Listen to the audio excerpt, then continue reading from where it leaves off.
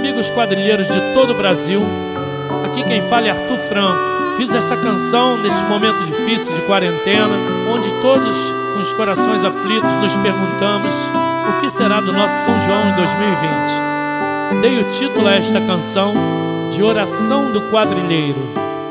Senhor, eu te peço pelos quadrilheiros do Brasil inteiro, de cada lugar, que os proteja deste pesadelo que assola o mundo, mas sei que irá passar.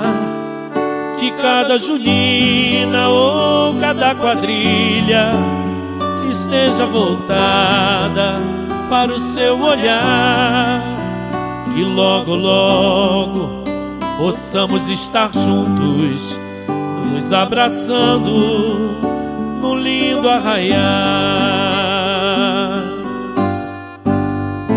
Eu sei que tudo vai passar, mas é preciso saber esperar. Descanso meu fole, zabumba, triângulo e pandeiro.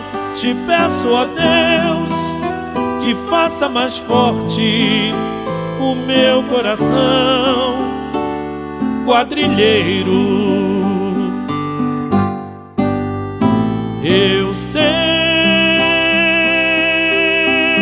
que tudo vai passar, mas é preciso saber esperar. Que neste São João, unidos então, possamos estar. Te peço, ó Deus, que esta canção se torne oração a quem alcançar.